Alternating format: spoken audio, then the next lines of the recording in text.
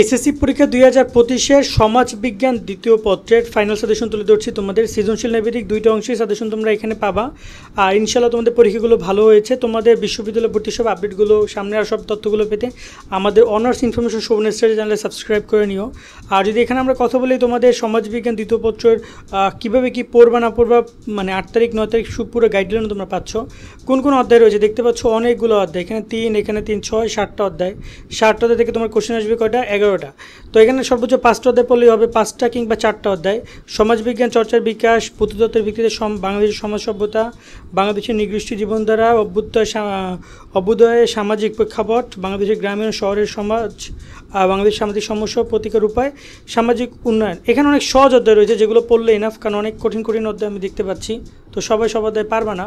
মানবিক ও বিভাগ পরিবর্তনের শিক্ষার্থীরা রাজশাহী বিশ্ববিদ্যালয়, চট্টগ্রাম বিশ্ববিদ্যালয় এবং গুচ্ছ ভর্তি পরীক্ষার জন্য নাইট 24 থেকে প্রকাশিত এই কোর্সটি কিনতে পারো। তোমাদের জন্য বেস্ট একটা কোর্স হবে। মাত্র 700 টাকায় বিশ্ববিদ্যালয় ভর্তির জন্য যা যা দরকার সবই তোমরা এই কোর্স থেকে পাবে। 50-এর বেশি ভিডিও ক্লাস তোমরা পাবে, 190টি টপিক ভিত্তিক পরীক্ষা, 20টি মডেল টেস্ট পরীক্ষাও সাথে থাকছে। ভর্তি পরীক্ষার পূর্ব মুহূর্ত পর্যন্ত টানা পরীক্ষা এবং মডেল টেস্ট তো থাকছেই। বর্তমানে 700 টাকা ভর্তির সুযোগ তোমরা পাচ্ছ, তবে অফারটা খুব শীঘ্রই শেষ হয়ে যাবে, তাই দ্রুত ভর্তি হয়ে নাও। কোর্সের যাবতীয় লিঙ্ক এই ভিডিও ডিসক্রিপশনে পেয়ে যাবে।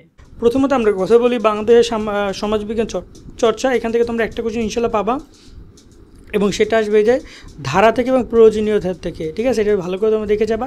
এখান থেকে একটা কোশ্চেন আসবে। এরপর যে পুঁথিতত্ত্বের ভিত্তিতে বাংলাদেশের সমাজ সভ্যতা, এখান থেকে তোমরা 2টা কোশ্চেন পাবা পরীক্ষায়। এখানে পুঁথিতত্ত্বের গুরুত্বপূর্ণ পুঁথিতত্ত্ব ভালো করে তোমরা দেখে যাবা। সমাজ সভ্যতার বিশ্বাসে নব্যপত্তর, এইগুলো ভালো করে তোমরা দেখে যাবা, এগুলো গুরুত্বপূর্ণ। যার মধ্যে তাম্র, ব্রোঞ্জ, লৌহ যুগ, এগুলো ভালো করে তোমরা দেখে যাবা। যে জিনিসগুলো তোমার এমসিকিউ আকারে আসবে, ক্ষয়ও আসতে পারে। আর একটা কোশ্চেন আসবে বাংলাদেশের সমাজ নিয়ে, ওকে? একটা আসবে ওভারঅল সমাজ এবং তোমার এখানে তাম্র, ব্রোঞ্জ, লৌহ যুগ যেগুলো রয়েছে, যুগের প্রভাব এবং যুগের সমাজ সভ্যতার উপরে যে প্রভাবগুলো রয়েছে সেগুলো দেখে যাবা। আর বাংলাদেশে যে শিব্য সভ্যতা রয়েছে সেখান থেকে তোমাদের একটা কোশ্চেন দিবে। 2টা কোশ্চেন তোমরা এখান থেকে পাবা। বাংলাদেশের নৃগোষ্ঠী জীবনধারা, এখান থেকে তোমরা একটা কোশ্চেন পাবা। এক্ষেত্রে নৃগোষ্ঠী জীবনধারা যে কটা রয়েছে ভালো করে তোমরা দেখে যাবে এবং এমসিকিউ কিন্তু এখান থেকে আসবে। এই টপিক থেকে তোমরা একটা কোশ্চেন পাবা। বাংলাদেশের অভ্যুদয় সামাজিক প্রেক্ষাপট, এখান থেকে তোমাদেরকে তারা একটা কোশ্চেন করবে, যেখানে পূর্ব বাংলা, পশ্চিম বাংলার অসামাজিক বৈষম্য, এবং এখানে তোমাদের 6 দফা 69 এই টপিকগুলো পড়ে যাবা। এখান থেকে তোমাদের এইখান থেকে তোমাদেরকে একটা কোশ্চেন তারা করবে, যেখানে তোমাদের 6 দফা 69 গণঅভ্যুত্থান, 70 নির্বাচন এবং হচ্ছে এই মানে বৈষম্যর যে বিষয়টা সেটা। এরপর রয়েছে ভাষা আন্দোলনও পড়ে যেতে পারো, ওকে? আর এরপর তোমাদের রয়েছে বাংলাদেশের গ্রামীণ সমাজ। এখান থেকে সিম্পল কথা, তোমরা একটা গ্রাম নিয়ে প্রশ্ন পাবে, একটা শহর নিয়ে প্রশ্ন পাবে। যে গ্রামের কোশ্চেন, গ্রামের পুরো টপিকটা নিয়ে তারা একটা কোশ্চেন করবে এবং শহরের পুরোটা টপিক নিয়ে তারা একটা কোশ্চেন করবে, ঠিক আছে? এইভাবে তোমরা মিক্সড কোশ্চেন পাবা এবং মানে গ্রামের টপিকের মধ্যে শহরেও ঢুকতে পারে, বাট ওভারঅল 2টা আলাদা আলাদা টপিকে তোমরা কোশ্চেন পাবে, এটা শিওর থাকো।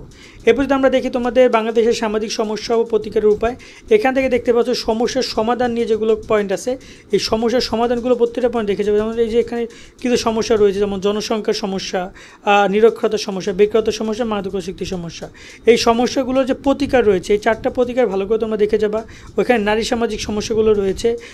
তারপর রয়েছে জঙ্গিবাদ পড়ার দরকার নেই, এটা বাদ দাও, ঠিক আছে? তোমরা জাস্ট এই যে জনসংখ্যা, নিরক্ষর, বেকারত্ব, মাদকাসক্ত, নারী সামাজিক সমস্যা, নিরাপত্তা সমস্যা, এইগুলোর টোটাল সমস্যাগুলো কী কী, তার কারণ কি, প্রভাব কি, প্রতিকার কি, মিক্সড করে কোশ্চেন দেবে। যেমন জনসংখ্যার সাথে তারা এখানে মাদকাসক্তি দিতে পারে, অথবা দেখা যায় যে এখানে বেকারত্বের সাথে নারীর সামাজিক নিরাপত্তা বা মিক্সড করে কোশ্চেন করতে পারে।